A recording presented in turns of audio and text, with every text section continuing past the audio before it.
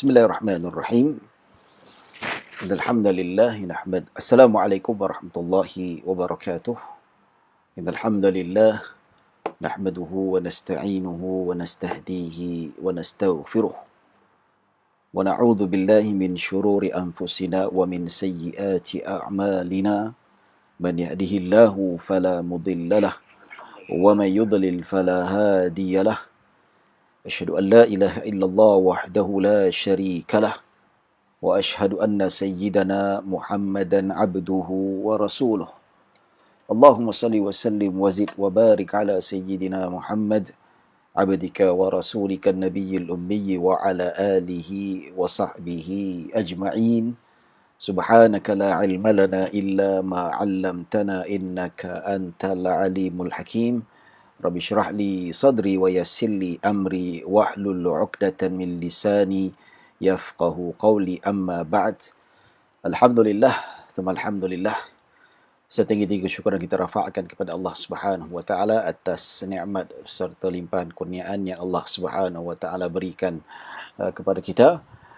Dengan izinnya kita dapat berkumpul dan kita dapat berhimpun pada pagi yang berbahagia ini secara online. Ya, walaupun secara online masih lagi kita berada dalam majlis yang dimuliakan oleh Allah Subhanahu wa taala. Sebagai satu peringatan untuk memotivasikan kita supaya istiqamah dalam majlis ilmu sama ada secara online, lebih-lebih lagi barakahnya pada alam fizikal seperti di surau dan di masjid. Suka saya mengulangi hadis Nabi sallallahu alaihi wasallam, pesan Nabi kepada para sahabat, idza marartum bi riyadil jannati farta'u, apabila kalian melintasi taman-taman syurga, singgah dan ambil manfaat. Maka para sahabat bertanya, qalu ma riyadul jannati ya Rasulullah. Para sahabat bertanya, apakah yang dimaksudkan dengan taman-taman syurga? Maka Nabi kata, khilaqudz zikri, iaitu taman-taman syurga dimaksudkan adalah majlis-majlis zikir ataupun majlis ilmu. Itu yang diterjemahkan ataupun ditafsirkan oleh para ulama tentang maksud hadis ini. Maka Nabi SAW menamakan majlis ilmu ini sebagai taman-taman syurga. Ya, tapi ustaz kita secara online nak buat macam mana? Kita tidak dibenarkan buat di masjid, tak dapat berkumpul. Inilah niat kita nak buat secara fizikal tapi terhalang. Ya, tidak dibenarkan untuk melakukan secara fizikal, maka kita wajib taat kepada pemerintah. Maka niat insya-Allah Allah mengetahui dan Allah memahami. Allah tahu apa isi di hati kita. Bukan kita hendak sangat online ni. Ya, kita lagi suka secara fizikal, datang duduk dengan kawan-kawan, ya. Dengar berdepan itu lebih barakah, lebih menusuk hati, lebih bak kata orang dari segi sudut psikologinya lebih memberi kesan. Ya, jadi itulah. Tapi tak apa, ini pun dikira jadi juga. Allah memahami niat kita, Allah tahu niat kita. InsyaAllah sebenarnya kita berada dalam taman-taman syurga. Ya, kenapa majlis ilmu ini dinamakan sebagai taman-taman syurga? Sudah tentu, ya, sesiapa yang istiqamah datang ke majlis ilmu, maka insya-Allah Allah akan menempatkan dia di satu tempat di syurga nanti. Buktinya apa? Buktinya dalam hadis riwayat Imam Muslim, apa sabda Nabi sallallahu alaihi wasallam, man salaka tariqan yaltamisu fihi ilman sahhalallahu lahu bihi tariqan ilal jannah. Sesiapa yang melintasi jalan untuk menuntut ilmu, iaitu ilmu bermanfaat, ilmu Allah, ilmu Rasulullah, ilmu yang mengingatkan kita kepada Allah dan Rasulnya, ya, tidak melalaikan kita, maka sahhalallahu lahu bihi lahu tariqan ilal jannah, maka Allah akan permudahkan jalannya ke syurga. Nampak tak? Hadis riwayat Muslim, Nabi kata siapa yang berjalan menuju ke majlis ilmu, maka berkat dia berjalan menuju ke majlis ilmu itu, maka Allah akan mempermudahkan jalannya ke syurga. Bermaksud siapa secara istiqamah, ikhlas datang ke majlis ilmu, insya-Allah ada tempatnya di syurga kelak. Sebab itulah majlis ilmu dinamakan sebagai taman-taman syurga. Tuan-tuan dan puan-puan dirahmati Allah Subhanahu wa taala. Baik, kita akan masuk pengajian kitab Mishkah Al-Masabih, yang mana bab yang terakhir kita bincangkan tentang perkara wajib-wajib wuduk. Hadis-hadis berkaitan dengan wuduk. Yang hadis yang terakhir kita bincangkan tuan-tuan tentang beberapa hadis berkaitan tentang tidur. Tidur membatalkan wuduk. Nabi SAW sebut, wika usah al-ainani faman nama falyatawadda. Mata yang terbuka itu atau dubur itu diikat oleh mata. Mata ni dalam keadaan segar, mata segar bugar macam tu tuan-tuan. Ya, kita boleh kontrol angin tu keluar ataupun tidak. Nak kencing ke, nak buang air besar ke, kita boleh kontrol. Ya, tapi bila tidur kita tak boleh kontrol. Kalau budak kecil tu siap kencing dalam seluar sekali. Ya, yang umur 4-5 tahun lah kadang-kadang, betul tak? Dia terlepas. Dan seumpamanya. Ya, kentut apatah lagi tuan-tuan. Ya, maka Nabi kata sesiapa yang tidur maka dia hendaklah mengulangi wuduk kalau dia nak salat. Begitu juga dalam hadis yang ke-27 disebutkan bahawa tidak semua jenis tidur itu membatalkan wuduk. Ya. Jadi tidur yang macam mana membatalkan wuduk? Tidur yang tidak tetap punggungnya, iaitu punggungnya tidak dilandaikan di atas lantai, tidak menetap, tidak mampan di atas lantai. Ya, tidur seperti mana duduk bersila. Disebutkan dalam hadis yang ke-27. Yang mana Nabi SAW lewat salat Isyak, sahabat menanti kedatangan baginda SAW. Sehingga kan para sahabat tidur tertunduk. Nyenyaknya tidur tu. Tapi tidur dalam keadaan duduk. Bersilalah. Yang mana punggungnya dengan lantai itu betul-betul dimampankan. Maka bila Nabi tiba, sahabat pun sedar, diiqamahkan salat itu, mereka pun bangun terus mengerjakan salat tanpa mengulangi wuduk. Ya, ini menunjukkan salat yang tidur yang sebegitu walaupun nyenyak sekalipun tidak membatalkan wuduk. Kalau batal wuduk, kenapa Nabi tak suruh mereka mengulangi wuduk? Sedangkan ketika mana Nabi masuk ke dalam masjid, hendak pergi ke mihrab, mengimamkan salat Isyak, Nabi nampak semua tidur belaka. Betul tak? Ya, sedangkan Nabi kata faman nama falyatawadda. Sesiapa yang tidur hendaklah dia berwuduk. Jadi tidur macam tu Nabi nampak. Nabi kata okey tak apa. Tidur macam ni seolah-olah Nabi kata tak payah wuduk. Maka sahabat Nabi SAW yang faham fiqah, yang tahu pernah belajar dengan Nabi SAW, maka mereka pun melakukan apa yang diajari oleh baginda SAW. Maka tidur yang jenis macam tu tidak membatalkan wuduk, lalu mereka meneruskan salat. Ya. Jadi kalau tidur terlentang, tidur mengiring, tidur bersandar kat dinding atau kerusi macam ni ke, dia batal. Sebab apa? Sebab punggung tidak tetap. Duduk walaupun bersandar sekalipun, punggung sudah tidak mampan 100%. Pasal apa? Kemampanan itu sudah dibahagi dua. Sebahagian dekat punggung, sebahagian lagi dekat tulang belakang kita ni. Jadi saya ingatkan sekali lagi. Mana-mana ibu yang, kalau nantilah, yang solat Jumaat kan, kecuali di Kuala Lumpur. Kuala Lumpur dah boleh solat Jumaat dah. Walaupun dengan keadaan terhad, tapi Selangor tak boleh-boleh lagi ni. Ya, nak macam mana nasib badan. Nanti dah boleh solat Jumaat nanti, maka pesan kepada suami masing-masing, jangan duduk menyandar, takut tertidur. Kalau tertidur bersandar tu betul-betul bersandar, nanti batal solatnya. Baik tuan-tuan dan puan-puan dirahmati Allah Subhanahu Wa Taala, begitu juga kita belajar tentang hadis yang ke-28, tidur terlentang Nabi kata batal. Tapi dalam hadis ke-27 jelas indikator daripada hadis Nabi menunjukkan bahawa tidur dalam keadaan tetap punggungnya tidak membatalkan. Baik tuan-tuan dan puan-puan dirahmati Allah Subhanahu Wa Taala, kita masuk hadis yang ke-29, perkara wajib-wajib wuduk. Maksudnya perkara yang mewajibkan kita wuduk kalau kita nak salat. Baik, kita baca hadis yang seterusnya. Wa an Basrah qalat, qala Rasulullah sallallahu alaihi wasallam, idza matha ahadukum dzakarahu falyatawadda. Rawahu Malik wa Ahmad wa Abu Daud wa Tirmizi wa Nasa'i wa Ibnu Majah wa Darimi. Busrah rahimahullahu taala radhiyallahu anha berkata bahawa Rasulullah sallallahu alaihi wasallam bersabda, jika setiap seorang di antara kamu menyentuh kemaluannya, hendaklah dia berwuduk. Hadis riwayat Imam Malik, Ahmad, Abu Daud, Tirmizi, Nasa'i, Ibnu Majah dan Darimi. Hadis yang sahih. Ya, hadis ini diriwayatkan oleh seorang perawi wanita, iaitu seorang sahabat Nabi SAW. Dia wanita, namanya Busrah. Namanya Busrah radhiyallahu anha. Tuan-tuan, Busrah ni sedap kat nama dia. Ya, ada anak, ada cucu namakan Busrah. Busrah binti Ali. Ya. Nama ni walaupun kita rasa, pelik lah bunyinya. Daripada nama, entah apa-apa punya nama, entah nama-nama moden lah. Kristina lah. Intan Farhana lah. Intan okey lah. Intan tu betul permata. Ya, apa-apalah nama-nama yang pelik dah. Yang nama konon bunyi Mak Saleh tu menyampah kita dengar tak? Ya. Sebab itulah kalau orang minta tanya makna nama, saya tak pernah jawab. Sebab apa? Memang dia datang bagi tanya pelik-pelik punya. Yang pelik-pelik ni memang saya tak berapa nak berkenan sangat. Ya. Tapi kalau jumpa saya, nak tanya, Ustaz, apa nama yang sesuai untuk anak saya? Okey, saya boleh jawab. Tapi kalau tanya-tanya makna ni, tolonglah jangan tanya saya. Sebab apa? Saya tak suka betul nama-nama moden zaman sekarang ni. Ya, tuan-tuan dan puan-puan dirahmati Allah Subhanahu wa taala.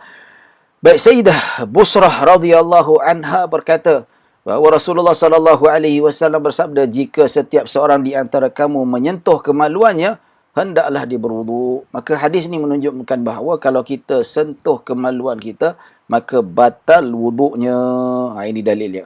Ya, sebab tu kalau kita lihat, kita belajar fiqah lah, macam tuan-tuan belajar dengan Ustaz Said Abdul Kadir dekat Masjid Ar-Ridwan Kuliah Duha, kita tahulah. Ya, fiqah ni dia cerita tentang hukum. Dia tak ada dalil.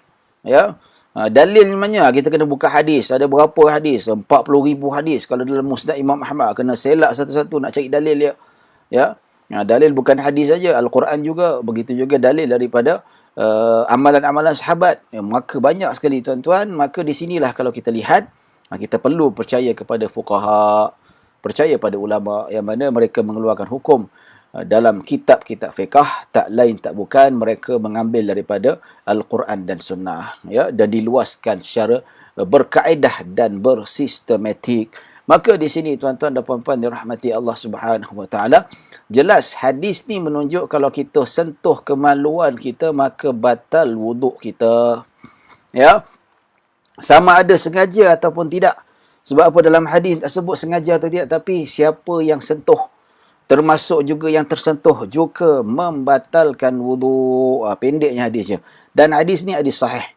Ya, tak boleh kita tolak hadis ni. Hadis ni memang ulama hadis kata hadis ni sahih. Ya, jangan pula kita kata tak apalah sentuh kemaluan, tak ada dalil lah. Ini dalil dia. Ya. Baik, jelas Jadi pengajaran daripada hadis ni tuan-tuan, antara perkara yang membatalkan wuduk adalah menyentuh kemaluan sendiri, ya. Macam mana kita nak nyatakan kemaluan itu? Kemaluan ini dalam perbincangan para ulama ada sedikit perbezaan. Kalau lelaki itu, kemaluan itu bila kita kata kemaluan lelaki, dia ada gambaran. Kita nampak gambaran kemaluan dia, dia panjang macam belalai contoh. Okey.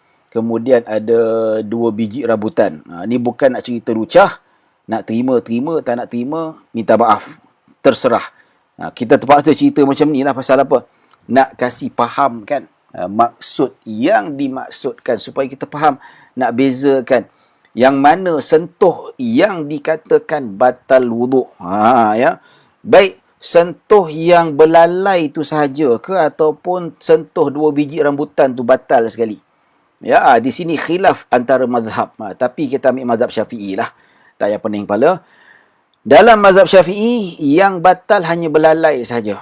Kalau sentuh yang anusataini, maksudnya 2 testis ataupun 2 biji rambutan, tidak diwajibkan berwuduk, hanya cuma sunat sahaja. Maksudnya kalau kita pegang, kalau sama ada isteri ke ataupun tuan punya badan sendiri pegang 2 biji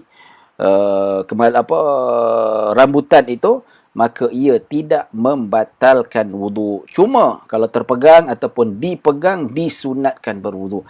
Manakala yang belalai itu kalau pegang dengan tapak tangan, batal. Itu dia. Ya. Dan begitu juga batal kalau perempuan pula macam mana? Perempuan yang kalau dia pegang surface saja, surface. Ya, bukan nak cerita lucah, ya, minta maaf. Kalau surface, pegang surface macam ni saja, tidak. Tapi dia sebalik lipatan tu. Macam mana kita tak tahu lipatan? Iaitu kemaluan perempuan apabila dia mencangkung. Kalau dia nak buang kecil, dia mencangkung, maka terbuka lipatan itu. So, bila terbuka lipatan itu, kalau kita pegang dalamnya itu baru batal. Itu dari segi sudut wanita. Manakala dubur pula, dubur batal ke dubur yang pemegak yang lubang dubur, tempat keluar najis tu. Ya, tapi kalau lipatan tu ataupun di antara dua lipat, tidak dikira membatalkan wuduk. Tapi yang batal lubang dubur tu. Kalau kita sentuh lubang dubur tu batal.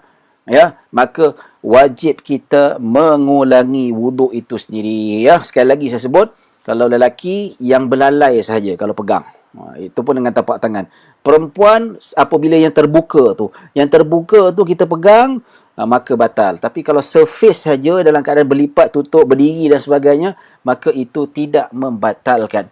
Manakala punggung lelaki dan perempuan, iaitu pegang lubang duburnya, sentuh macam tu ataupun korek lebih dalam, maka membatalkan wuduk. Sebab apa? Itu juga dikira sebagai kemaluan. Baik. Tuan-tuan dan puan-puan dirahmati Allah Subhanahu wa taala. Ya, kita masuk hadis yang ke seterusnya. Baik. Wa an Talaq bin Ali qala radhiyallahu anhu qala su'ila Rasulullah sallallahu alaihi wasallam an massir rajuli dzakarahu ba'dama yatawaddau qala wa hal huwa bid'atun minhu rawahu Abu Dawud wa Tirmizi wa Nasa'i wa rawa Ibnu Majah nahwahu qala Syekh Muhyi Sunnah rahimallahu taala hadza mansukhun li anna Abu Hurairah aslama ba'da qudumi talaq. Ya. Baik, tuan-tuan dan puan-puan dirahmati Allah Subhanahu wa taala. Talaq bin Ali radhiyallahu anhu berkata, Rasulullah sallallahu alaihi wasallam pernah ditanya tentang seseorang menyentuh kemaluannya selepas dia berwuduk. Lalu baginda sallallahu alaihi wasallam bersabda, adakah ia sebahagian daripada kamu? Hadis riwayat Bukhari dan Muslim. Syekh Imam Muhyi Sunnah rahimahullahu taala, hadis ini telah dimansuhkan kerana Abu Hurairah radhiyallahu anhu memeluk Islam selepas kedatangan Talaq radhiyallahu anhu dari Yaman. Ya. Baik, hadis ini tuan-tuan, dia berbeza dengan hadis yang lepas 29. Hadis yang ke-29 Nabi kata sentuh kemaluan batal wuduk. Tapi hadis yang ke-30 pula lain. Dia berbeza. Ya, ketika mana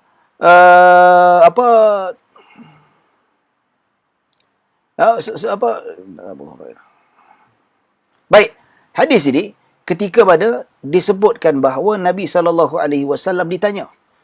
Seorang lelaki kata, "Wahai Rasulullah, aku dipegang kemaluan. Adakah wajib dia berwuduk?"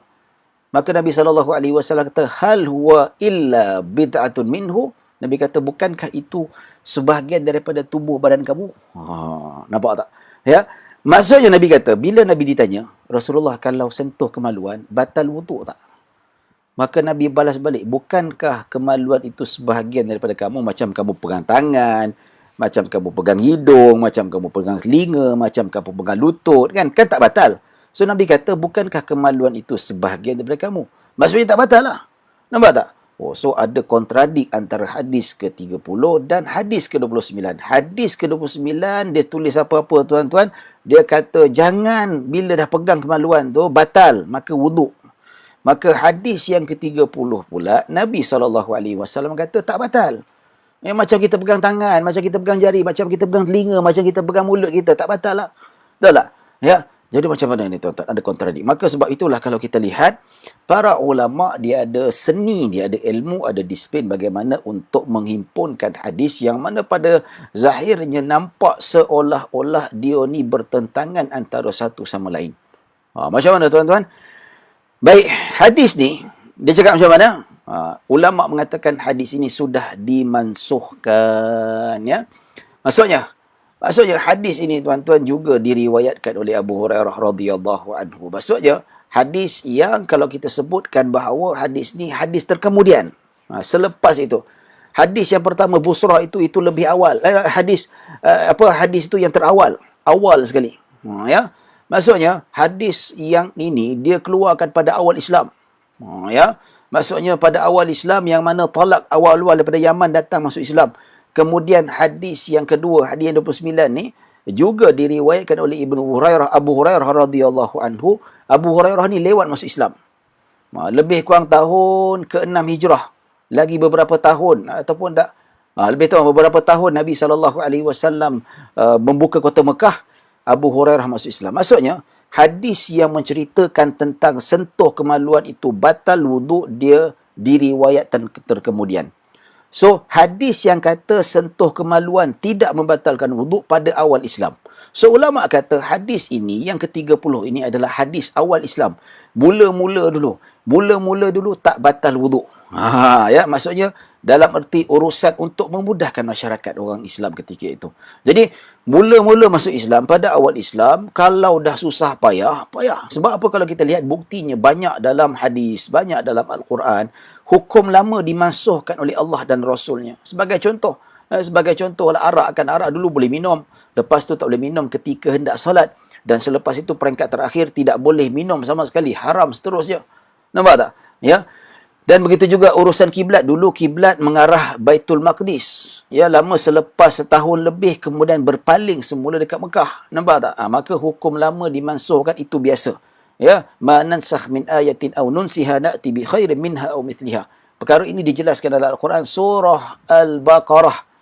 Ya, ma nansakh min ayatin, tidak kami memansuhkan ayat hukum itu, atau mithliha, mana sabi ayatin au nunsiha, ataupun kami lupakan dia. Maksudnya hukum lama dibuang, kami mansuhkan, na'ti bi khairin minha au mithliha, ataupun kami datang yang lebih baik daripada hukum yang lama, ataupun yang setanding dengannya. Nampak tak? Al-Quran surah Al-Baqarah, lupa ayat apa saya lupa dah tuan-tuan.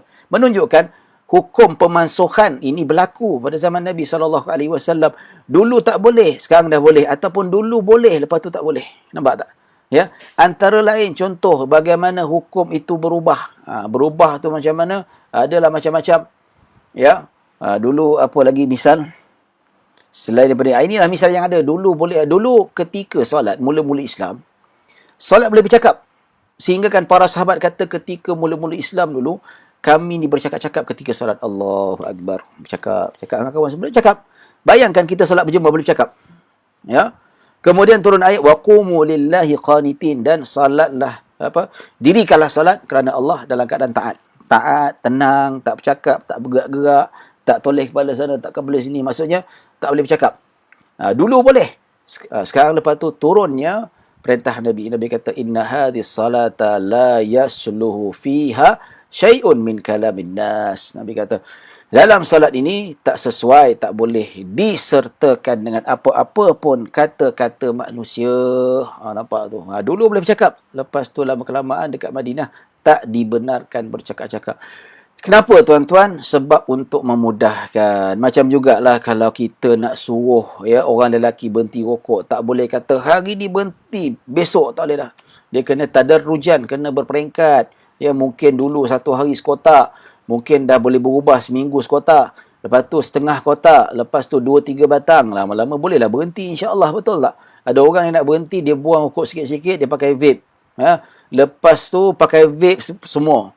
Ya, lepas tu boleh buang vape pula. Itu cara berperingkat, ya. Jadi kalau kita sebut zaman dulu, orang jahiliah, dia beribadah memang bercakap. Bertawaf bercakap, sembah berhala bercakap, ya. Kalau yang beribadat cara Nabi Ibrahim pun bercakap. Jadi Islam datang dan Islam suruh beribadat. Tiba-tiba tak boleh bercakap. Jadi mungkin akan membebankan masyarakat ketika itu. Takut mereka tak boleh terima. So, tak apa, mula-mula benarkan dulu bercakap. Ya. Lama-kelamaan mereka sudah faham tentang adab ibadah. Ya, khusyuknya ibadah itu penting. Maka Allah turunkan, mereka sudah bersedia, hati dan mental. Maka begitu juga fizikal. Maka Allah kata tak boleh lagi bercakap. Dan begitu juga dituruti oleh baginda SAW, tidak boleh bercakap. Ya, begitu juga dulunya hukum. Kalau pegang kemaluan tak batal wuduk. Pasal apa? Sebab tak nak membebankan. Susah nanti, takut-takut nak pakai seluar, terkena, terlanggar dan macam tu, macam-macam dan sebagainya. Maka perkara ini, ya, kalau pada permulaan Islam itu dia agak membebankan. Ya, takut-takut mereka dah biasa dengan hidup jahiliah yang serba-serbi, ibadah senang belaka. Ya, ini pula nak sembahyang kena wuduk. Bila wuduk tak boleh pegang kemaluan. Ya kan, susah macam tu. Maka dari segi sudut hukumnya sebegini tuan-tuan, mula-mula boleh untuk kemudahan, untuk menarik minat umat Islam supaya mereka kekal dengan Islam. Mereka sudah mula faham tentang Islam, lama kelamaan hukum yang mengatakan tidak batal menyentuh kemaluan, tidak batal wuduk dengan menyentuh kemaluan, dimansuhkan dengan hadis ini. Hadis ini telah memansuhkan hukum yang lama, mengatakan kalau kita sentuh kemaluan, maka batal wuduknya. Kalau nak solat, wajib kita berwuduk. Ya tuan-tuan dan puan-puan dirahmati Allah Subhanahu wa taala. Kita masuk satu lagi hadis berkaitan dengan sentuh kemaluan. Ya, baik. An Abi Hurairah radhiyallahu anhu qala Rasulullah sallallahu alaihi wasallam, "Idza afdha ahadukum biyadihi ila dzakarihi laisa bainahu wa bainaha syai'un falyatawadda." Abu Hurairah radhiyallahu anhu berkata bahawa Rasulullah sallallahu alaihi wasallam bersabda, apabila salah seorang dari kamu menyentuh kemaluannya dengan tapak tangannya sedangkan tiada apa-apa antara tangan dan kemaluannya, maka hendaklah dia berwudu. Hadis riwayat Syafi'i dan Daraqutni. Ya, baik tuan-tuan dan puan-puan dirahmati Allah Subhanahu wa taala, hadis yang sahih ini tuan-tuan, ya, kita nak cerita macam mana? Bak kata orang, hadis yang ke-31 ni cerita tak semua sentuhan kemaluan itu membatalkan. Ya. Dalam hadis ini Nabi kata, man afdha ahadukum biyadihi ila dzakarih. Sesiapa yang menyentuh kemaluannya dengan tapak tangan, ya, yang tidak ada lapik, maka hendaklah dia berwuduk kalau nak mengerjakan solat. Maksudnya apa? Yang batal wuduk hanya sentuh dengan tapak tangan saja tuan-tuan ni. Tapak tangan. Ni. Kalau sentuh kemaluan macam ni, belakang tapak tangan, pakai siku ke, pakai apa ke, tak batal. Ya. Jadi hadis ke-31 ni tuan-tuan sebagai hujah. Ya. Hujah dalam mazhab Syafi'i dan mazhab-mazhab yang lain. Yang menyatakan bahawa sentuh kemaluan yang macam mana dinyatakan batal wuduk. Ya. Sentuh kemaluan dengan tapak tangan saja. Macam mana kita nak tahu tapak tangan? Tuan-tuan duk pakat-pakat, ambil kedua tangan kita, rapatkan macam ni. Rapat kan.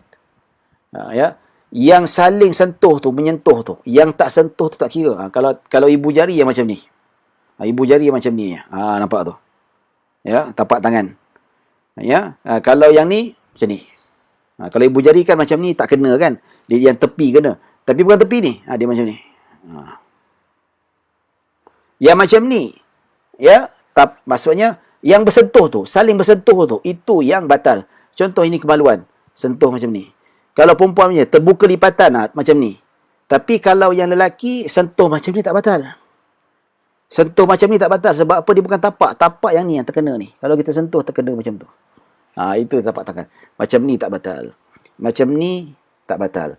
Macam ni, yes, batal. Macam juga kepala perempuan kan, dia kalau dia cangkung, buka lipatan dia. Kalau sentuh macam ni, batal. Ya. Kalau sentuh macam ni, tak batal. Sentuh macam ni, tak batal. Sentuh macam ni, tak batal. Dia macam ni, batal. Macam ni, batal.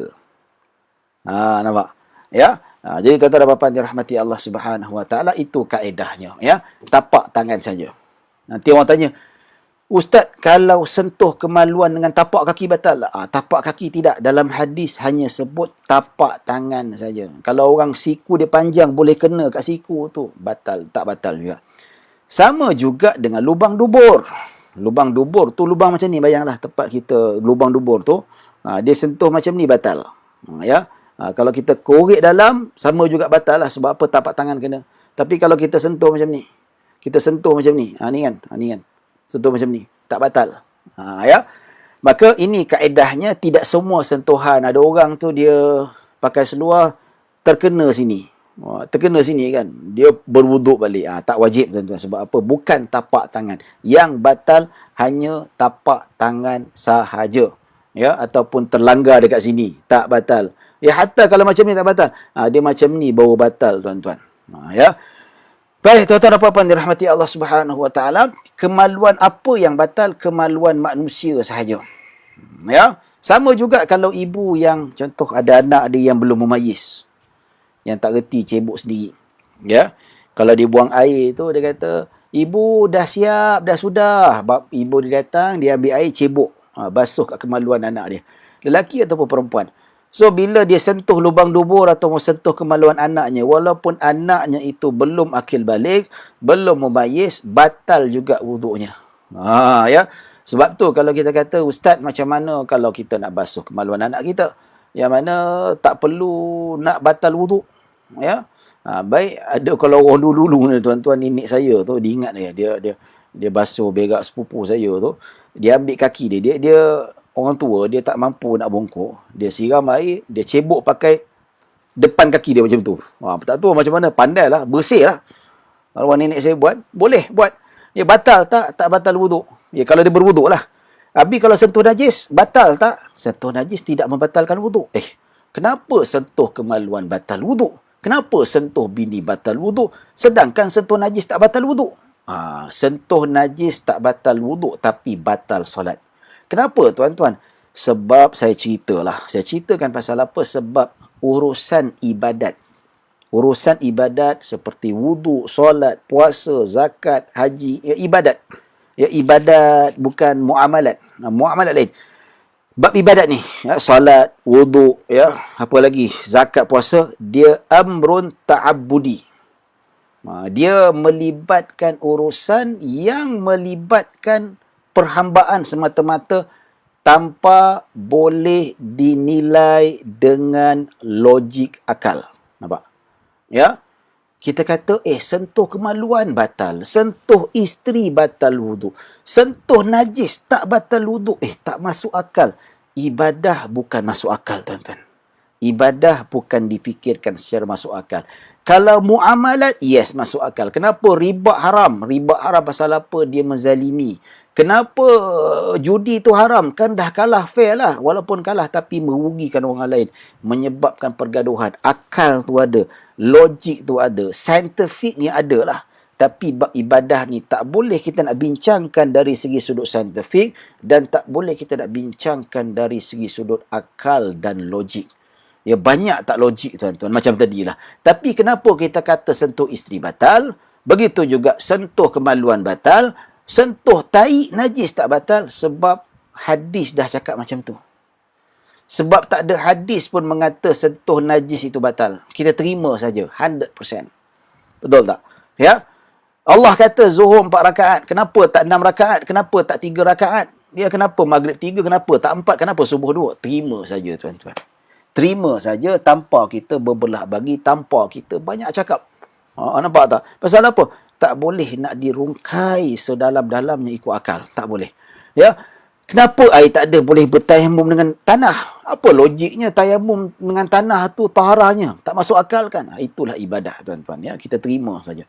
So, kalau dia nak cebok kemaluan anaknya, kalau dia malas nak berwuduk, dia boleh basuh dengan tapak tangan anak dia. Dia tapak tangan dia. Cucu, macam ni lah. Buat macam tu. Tak kena tapak tangan. So, atas tapak tangan je saja kena kemaluan anak dia. So, basuh tangan, sabun, lepas tu solat. Nampak tak? Itu cara dia. Tapi lebih baiklah, lebih bagus kalau dah pegang najis tu. Dah pegang najis, menurut fuqaha, ahli-ahli fiqh, kalau sentuh najis, walaupun wuduk tak batal, tapi disunatkan berwuduk sekali lagi. Ya, tuan-tuan dan puan-puan dirahmati Allah Subhanahu wa taala.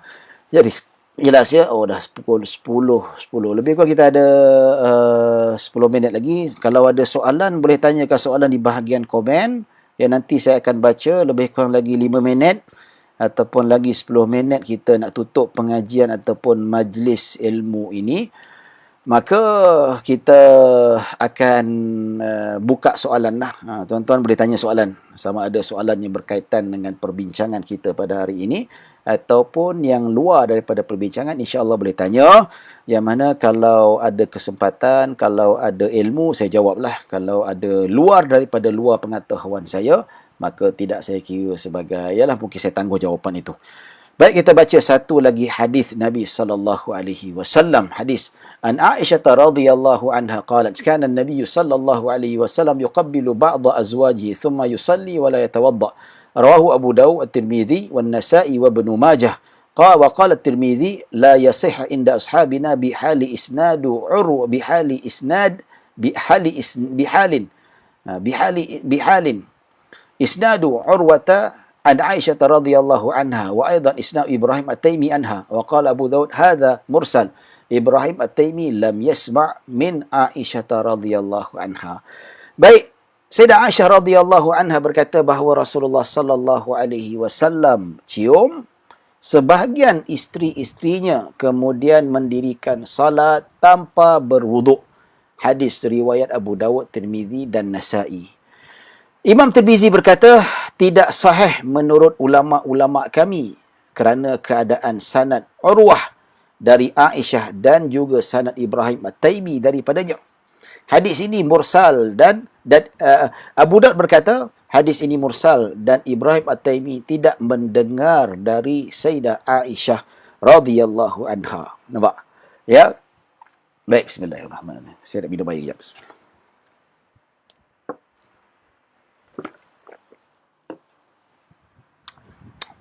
Baik. Hadis ni, ya. Hadis ni kata Nabi, sebelum Nabi pergi solat, Nabi cium sebahagian isteri baginda. Cium dahi, cium pipi, ya. Sentuh kemaluan. Kemudian Nabi salat tanpa mengulangi wuduk. Hadis ni riwayat Abu Daud, Tirmizi dan Nasa'i. Ya. Baik, hadis ni yang selalu digunakan oleh sebahagian generasi zaman sekarang, dia kata. Ya, kan mazhab Syafi'i kata sentuh isteri batal kan. Tapi kata, oh mazhab Syafi'i kata batal. Tengok hadis ni kata tak batal. Oh, nampak tak? Betul. Kita nampak Nabi cium sebagian isteri baginda kemudian tidak berwuduk tu solat. Kalau batal kenapa tapi Nabi tidak mengulangi wuduk? Ini yang kita kata nampak macam mazhab Syafi'i ini tak ikut sunnah. Mazhab ini menyusahkan kita. Sedangkan ada hadis mengatakan bahawa hadis ini Nabi sentuh isteri, Nabi tak pernah berwuduk pun. Nampak tak? Baik. Tapi hadis ni, orang yang duk galak sangat nak hentam mazhab Syafi'i itu buat apa? Hormat sudahlah. Janganlah kita duk hentam. Kalau tak setuju pun itu hak peribadi. Ya, kalau orang yang nak beramal dengan mazhab Syafi'i itu tak apalah. Dia nak kata hadis ni pendapat mazhab Syafi'i tak sahih, tak tepat dengan sunnah Nabi. Ini satu tomahan yang sangat bahaya. Ataupun tuduhan yang tidak berasas. Ya. Kenapa Imam Syafi'i tak terima hadis ni? Kenapa Imam Syafi'i dia kata tetap batal wuduk secara mutlak sedangkan ada hadis sahih? Pertama, Imam Syafi'i mengambil zahir pada ayat suci Al-Quran yang mana Allah Subhanahu wa taala bercakap, Allah berfirman, "Aw lamastumun nisa." Maksudnya apabila kamu menyentuh wanita. Lamastum dalam qiraat lamastum. Maksudnya menyentuh, bukan menyentuh bergaul, tapi menyentuh betul-betul. Itu dikira kan. Ya, so hadis ni Imam Syafi'i tak terima. Walaupun ayat tu ada ulama mazhab Hanafi kata sentuh tu bersenggama, bersetubuh. Kalau mazhab Hambali kata sentuh bersyahwat. Ya, tapi dalam hadis ni tuan-tuan, ya, kenapa Imam Syafi'i tak terima hadis ni? Dan begitu juga ulama-ulama yang kata batal, ya. Kenapa mereka tak terima hadis ni? Sebab hadis ini menurut ulama-ulama hadis tidak sahih. Nampak tak? Hadis ini sanadnya terputus. Bila sanad terputus, tuan-tuan, hadis tak sahih.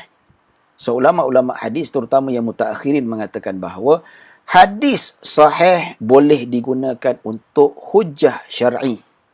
Boleh digunakan untuk hujah akidah. Ya. Tapi kalau hadis dhaif, yang maksudnya tidak sampai ke peringkat yang tak sahih, maka hadis tu tak boleh kita gunakan sebagai hujah fiqh. Macam ni hadis tak sahih. Tak boleh kita kata, okey, tak batal sentuh isteri. Ni hadis dia. Tak boleh, you berhujah dengan hadis dhaif. Salah. Bagi saya sahih. Siapa kamu? Imam Tirmizi kata hadis tak sahih. Di sisi ulama-ulama, tok guru-gurunya. Ya. Dan Imam Bukhari dalam kitab Bulughul Maram, buka kitab Bulughul Maram, hadis yang sama juga kata, apa kata Imam Ibn Hajar? Imam Bukhari mendhaifkan hadis ni. Bahkan Imam Muslim juga mendhaifkan hadis ni, tuan-tuan. Nampak? So, hadis dhaif tak boleh digunakan sebagai hujah. So, nanti kalau orang kata, oh Nabi sebelum pergi solat, Nabi cium sebahagian isteri baginda, Nabi tak wuduk pun, Nabi terus solat. Cakap, minta maaf cik, hadis tu Imam Tirmizi kata, Imam Abu Daud kata, Imam Nasa'i kata, hadis tu terputus. Hadis tu lemah. Imam Bukhari pun kata hadis lemah. So, you berhujah, you punya argumentation dengan hadis dhaif is not valid. Macam tu dia cakap. Tak apa. Tapi tuan-tuan, ya, kita tengok. Kata Imam Tirmizi, tak sahih menurut ulama-ulama kami. Imam Tirmizi kata tak sahih. Ulama-ulama kami, guru-guru kami, pakar-pakar hadis yang sezaman dengan Imam Tirmizi rahimahullah kata tak sahih. Kerana keadaan sanad Urwah dari Aisyah, sanad di problem. Sanad problem tak sahih lah. Dan juga sanad Ibrahim At-Taimi. Ia tak sahih. Pasal apa? Ibrahim At-Taimi ni tak pernah dengar daripada Sayyidah Aisyah hadis. Tak pernah jumpa pun. Tak silap saya lah. Nampak? So, bila tak pernah mendengar, maka dia ambil daripada siapa tak tahu. Mungkin Ibrahim At-Taimi ambil daripada orang yang tak sikoh, yang tak valid kesikohannya tanpa tidak boleh percaya. Penipu ke mana tahu kita. Betul ulama mempertikaikan hadis ini. Ya. Tapi dalam masa yang sama, kita menghormati khilaf di kalangan para ulama. Ya, kita khilaf. Sebab sentuh isteri batal atau tidak, ada 3 pendapat. Kita hormat, tuan-tuan. Dan kita memerlukan khilaf ini. Kita sangat memerlukan khilaf ini. Tapi cuma yang saya nak katakan di sini, tuan-tuan, tak sewajarnya kita condemn mazhab lain. Kita mazhab Syafi'i, condemn mazhab Hanafi. Janganlah. Tak bagus. Mazhab Hanafi ulama yang besar. Ya. Begitu juga mazhab lain, condemn mazhab Syafi'i. Janganlah macam tu. Tak setuju tak apa. Macam kita tak setuju dengan mazhab Hanafi, kita tak beramal, tak ada masalah. Tapi yang masalah kalau kita condemn. Nampak tu? Ya, mungkin perempuan yang biasa ikut kelas saya dekat masjid ni, dia mungkin dia rasa tak pernah dengar. Memang tak pernah dengar. Tapi kalau tengok realiti kat luar sana tu, dekat internet, media sosial, ramai yang buat macam tu. Yang lagak pandai. Ya. Memanglah Imam Syafi'i tak maksum. Dia lagilah banyak salah, tuan-tuan. Betul tak? Ya. Jadi, tuan-tuan dan puan-puan yang dirahmati Allah Subhanahu wa taala, maka kita hormat. Pendapat pertama tentang sentuh isteri batal atau tidak, pendapat mazhab Syafi'i. Batal secara mutlak. Ya. Batal secara mutlak ini maksudnya tak kiralah bersyahwat ataupun tidak, sentuh tanpa berlapik, asalkan tanpa berlapik. Tak mesti tapak tangan, dengan luar tangan, dengan siku ke, ya, dengan mulut cium ke pipi isteri, tetap batal. Tapi kemaluan hanya tapak tangan saja, ya. Jangan kata pula, oh, ustaz kata kalau tak sentuh isteri bukan dengan tapak tangan tak batal. No, saya tak kata macam tu. Sebab apa dalam hadis tak ada kata hanya tapak tangan sentuh isteri saja batal. Mana-mana batal. Selagi mana tidak berlapik. Kulit dengan kulit dan sebagainya. Baru dikira sebagai batal. Ya. Itu pendapat pertama. Pendapat kedua, mazhab Hanafi, mazhab Maliki dengan Hanbali. Sentuh batal kalau bersyahwat. Kalau sentuh rasa bersyahwat, dia rasa steam je. Sentuh isteri dia kan, rasa bersyahwat, batal. Tapi kalau sentuh isteri dalam rasa tak rasa apa-apa, terlanggar ke apa, ke tak batal. Itu pendapat yang kedua. Ada hujah-hujah masing-masing. Dan kedua, yang ketiga pendapat mazhab Hanafi. Bersyahwat ke tak bersyahwat, tetap tak batal. Ya. Jadi, ada perbincangan yang panjang tentang perkara ini. Saya tak nak cerita panjang lah. Cuma cerita bab menghormati mazhab ini satu perkara yang sangat diperlukan. Ya, tak molek lah kalau kita nak langgar mazhab lain, kita nak condemn mazhab lain. Sedangkan ini khilaf. Masing-masing ada hujah dan ada apa. Dan kita yang sudah membesar dalam mazhab Syafi'i, kita pakailah mazhab Syafi'i, kita berhati-hati, betul tak? Jangan sesuka hati kita nak tukar mazhab kecuali dalam keadaan yang mendesak. Contoh kalau kita kata, ya, kalau dekat konteks Malaysia ni lah, ada orang kata, ustaz, saya ni, suami saya sakit, dia terlentang atas katil, tapi dia tak boleh solat dalam keadaan berdiri, duduk pun tak boleh, dia solat dalam keadaan terlentang, boleh tak saya wudukkan dia? Boleh wuduk, tapi macam mana nak batal wuduk? Saya kata, tak apa, wudukkan, spray kat tangan dia, sampai air tu mengalir, sapukan. Sapukan sampai kata. Habis saya sentuh tangan dia tak batal. Tak apa, ikut pendapat mazhab lain yang tak batal. Ini keperluannya, tuan-tuan. Sebab apa kalau payah, kalau tidak nak kena cek sarung tangan. Ustaz, sekali nak wuduk dengan suami saya pakai sarung tangan. Tak apalah, itu pilihan. Tapi kalau tak nak pakai sarung tangan pun tak apa. Sebab apa? Nak beli satu hal lagi, nak cari satu hal lagi. Ya, boleh talfik, kita ambil mazhab lain atas dasar keperluan. So, boleh ustaz. Dia ambil air, dia wudukkan kat muka suami dia, sentuh dengan penuh belayan kasih sayang. Betul tak? Ya, dia wudukkan tangan sampai keseluruhannya. Ya. Kalau ikut mazhab Syafi'i batal lah. Tapi sebab atas dasar keperluan. Kalau macam tu, sampai bila suami dia nak semayang? Siapa nak wudukkan? Anak tak boleh wudukkan, anak pergi kerja. Ya. Kalau anak dia kerja, tak kerja tak apalah kan. Tapi apa salahnya? Ya. Dia tolong wudukkan, boleh. Tak ada masalah. Ya. Tapi kalau ustaz, kalau saya ni tak mampu, saya ni orang kaya. Ya. Saya pun, saya pun sama juga, suami isteri uzur. Ya. Jadi anak saya ni dia upah nurse datang kat rumah. Ya, dia jaga pembantu masakkan kemas rumah hari-hari lah. So, anak saya bayarlah gaji 3-4 ribu, 2-3 ribu dekat nurse tu. Hari-hari jaga saya. Ya, kecuali Sabtu dan Ahad. Tapi kalau saya wuduk tu nurse wudukkan saya tak apalah. Tapi kalau suami saya boleh ke? Kata, sebab darurat tuan-tuan. Ya. Isteri tak boleh nak bantu. Ya, siapa lagi nak bantu? Anak-anak kerja, cucu-cucu pergi sekolah. Siapa lagi nak bantu kan? Wuduk. Jadi, solat itu perlu. Solat itu penting. Takkan solat tanpa wuduk pula. Ya, Nabi SAW kata, Inna Allaha la yaqbalu salata ahadikum idza ahdatha hatta yatawadda.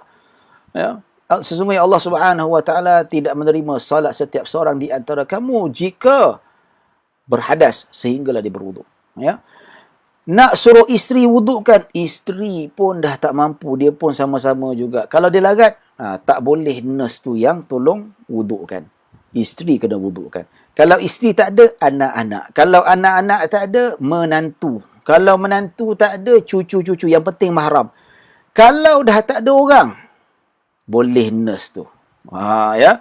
Asalkan jangan ada fitnah. Jangan pula nanti nurse tu dia wudukkan suami dia, lala berzina. Tak adalah macam tu kan. Itu tak boleh. Ya. Tapi Ustaz dibuatnya kalau katakanlah. Ya. Katakanlah tak boleh nak berwuduk. Ya. Sebab apa? Suami saya kalau nurse tu wudukkan, dia niat syahwat. Syahwat tu boleh timbul fitnah kan. Maka boleh bertukar kepada tayamum. Kalau isteri tak mampu nak berwuduk. Ini kes lah. Jarang berlaku. Tapi in case kalau lah memang suami dia nafsu kuat, nurse tu tolong wudukkan, ya, dia pun jadi niat syahwat. Ya, so macam mana? Tukarlah pakai sarung tangan ke apa ke kan. Ya, kalau tak ada juga, barulah kembali ke, itu jaranglah. Tayamum itu option yang terakhir. Jarang-jarang sangat berlaku. Ya tuan-tuan dan puan-puan dirahmati Allah Subhanahu wa taala. Sama juga isunya kalau kita pergi dekat Mekah ni tuan-tuan. Ya, Mekah, kita pergi Mekah, ya, nak tawaf, macam terutama lelaki. Perempuan tak apa, perempuan pakai stokin, dia pakai apa? Laki terlanggar ke, tak ada masalah. Ya. Ada perempuan tu di tengah tawaf, dia rendah. Tangan Arab tu terkena muka dia, pop. Ustaz, batal ke wuduk saya ni Ustaz? Ya. Tersiku, Arab tu tersiku saya punya apa ni, siku dia ni memang tak ada lapik lah, pipi tak lapik, pam kena, batal, tak apa. Kan saya dah kata dalam kursus umrah, ketika tawaf ni kita ikut mazhab Hanafi, tak apa dalam hal itu, ataupun mazhab Maliki dengan Hanbali, tak bersyahwat tidak batal. Dia kena niat ke? Tak apa, niat di lintasan hati saja, ya Allah, ya tawaf ni aku ikut mazhab Hanafi. Kalau tersentuh lelaki perempuan syahwat atau tidak dikira batal lah, tak apa, tak ada masalah. Kita perlukan khilaf. Bayangkan orang ramai, jangan kata musim haji saja, musim umrah pun penuh tawaf tu ramai. Sebab apa? Dah terlalu ramai orang boleh pergi umrah, rezeki makin murah. Lepas tu orang Saudi sini turun nak beribadah dan sebagainya. Maka ini satu perkara yang kita kata perlukan khilaf di kalangan para ulama. Ya tuan-tuan dan puan-puan dirahmati Allah Subhanahu wa taala. Ada soalan ke? Tak ada soalan nampak. Ya. Jadi itulah tuan-tuan, bila kita sebut tentang khilaf di kalangan para ulama ni, maka kita kena lihat ia merupakan satu perkara yang mesti kita ingatlah benda tu khilaf. So bila khilaf ni kita jangan jadikan ia sebagai satu yang porak-peranda di kalangan masyarakat, ya. Jangan kita condemn mazhab, jangan kita, yalah, kita mazhab Syafi'i cakap dekat depan mazhab Hanafi. Apa mazhab kau salah begini? Tak boleh lah. Ya, kata harmoni kehidupan kita tuan-tuan. Ya. Baik, hadis yang terakhir sebelum kita penutup, ada lagi 5 minit kita nak habiskan. Memandangkan soalan tak ada, kalau tak ada soalan tak apalah. Ya, baik, an Ibn Umar radhiyallahu anhuma kana yaqul qiblatur rajuli imra'atahu wa jassuha bi yadihi minal mulamasah. Wa man qabbala imra'atahu aw jassaha bi yadihi fa alayhi al-wudu' rawahu Malik wa Syafi'i. Wa an Ibn Mas'ud kana yaqul min qiblatir rajuli imra'atahu al-wudu' rawahu Malik. Ya. Baik, Ibnu Umar radhiyallahu anhuma berkata, ciuman lelaki pada isterinya dan sentuhannya dengan tangannya sebahagian daripada mula masah. Nampak tu. Sesiapa yang mencium isterinya atau menyentuhnya dengan tangan, maka hendaklah dia berwudu. Riwayat Imam Malik dan Imam Syafi'i radhiyallahu anhu, ya. Selain daripada hadis yang sahih, ya, daripada Al-Quran, tetapi ulama mazhab Syafi'i juga berhujah berdasarkan fatwa sahabat. So batal secara mutlak ini adalah fatwa sahabat. Nampak tu. So yang kata mazhab Syafi'i ni tak ikut sunnah, berani ke kita nak kata Ibnu Umar tak ikut sunnah? Ibnu Umar berkata cium batal. Dia sentuh pun batal. Kenapa berlawanan dengan hadis ni pula? Hadis ni dhaif. Bukan sahih. Ya? Tapi sanad ke Ibnu Umar sahih tak sahih? Ya, sebab itu dia kata sesiapa yang mencium isterinya. Bermaksud hadis yang Nabi cium tu tak sahih. Sebab kenapa dia boleh fatwa macam tu? Ataupun menyentuhnya dengan tangan, maka batal wuduknya. Hadis yang riwayat athar daripada Ibnu Umar dan Imam Malik, ya, bahawa ada hadis ni, bahawa kita tak nafikan perbezaan pendapat. Kita hormat pendapat di kalangan para ulama. Tapi kita nak berpegang, kita ada hujah lah sendiri. Yang mazhab sana dia ada hujah, maka kita hormat. Dan begitu juga fatwa Ibnu Mas'ud, bukan Ibnu Umar saja, bukan Imam Syafi'i saja, tapi Ibnu Mas'ud berkata, ya, maksudnya ciuman lelaki pada isterinya itu wuduk. Maksudnya kalau isteri dicium oleh suaminya ataupun isteri cium suaminya tanpa lapik, ya, maka batal wuduknya, kena wuduk. Nampak? So, berani ke kita nak kata Ibnu Umar melanggar sunnah Nabi? Berani ke kita nak kata Ibnu Umar melanggar sunnah Nabi? Tidak. Ya. Jadi ada perbincangan panjang di kalangan para ulama. Tuan-tuan dan puan-puan dirahmati Allah Subhanahu wa taala. Baik, habis hampir sejam juga kita berbicara pada hari ini, memandangkan tak ada soalan yang diutarakan. Saya rasa setakat ini sajalah. Ya, insya-Allah pada bulan hadapan minggu kedua kita akan sambung hadis yang ke-34. Banyak lagi hadis-hadis kita nak bincangkan daripada kitab Mishkah Al-Masabih untuk kita faham dan kita menghayati daripada hadis-hadis baginda, dan kita ambil mutiara-mutiara kata daripada baginda sallallahu alaihi wasallam. Baik, setakat itu saja yang dapat saya sampaikan. Ya, mohon maaf kalau ada salah silap. Kalau ada kekurangan, yang baik hanya daripada Allah Subhanahu wa taala, kekurangan daripada diri saya sendiri. Ya, terima kasih kepada pihak Masjid Ar-Ridwan kerana menganjurkan kuliah duha dui mingguan ini atas peluang diberikan. Dan terima kasih kepada tuan-tuan dan puan-puan. Alhamdulillah, viewer pun ramai, 40 lebih datang. Bagi saya ramai dah tu. Ya, walaupun kalau selebriti tu 100 lebih. Tapi saya bukan selebriti, tapi bagi saya yang datang dengar tu 40 lebih tu ramai dah tu kiranya. Ya, alhamdulillah, terima kasih banyak-banyak kerana sudi bersama-sama dengan saya pagi-pagi ini. Mudah-mudahan kita mendapat rahmah dan barakah daripada Allah Subhanahu wa taala dan syafaat Rasulullah sallallahu alaihi wasallam di akhirat nanti. Ya, kesempatan ni saya mohon maaf kalau ada salah silap, kalau ada kekurangan, yang baik hanya daripada Allah Subhanahu wa taala. Kekurangan kesilapan datang daripada diri saya sendiri. Aqulu qawli hadza wa astaghfirullahal azim li wa lakum wa lisairil muslimina wal muslimat wal mu'minina wal mu'minat. Bismillahirrahmanirrahim. Allahumma ja'al jam'ana hadza jam'a marhuma wa tafarruqana min ba'di tafarruqa masuma. Allahumma la tad'a fi maqamina hadza dhanban illa ghafarta wa la hamman illa farajta wa la daynan illa qadaita ولا مريضا إلا شفيت ولا حاجة من حوائج الدنيا والآخرة إلا قضيتها يا رب العالمين وصلى الله على سيدنا محمد وعلى آله وصحبه وبارك وسلم الحمد لله رب العالمين. Terima kasih kepada semua. Assalamualaikum warahmatullahi wabarakatuh.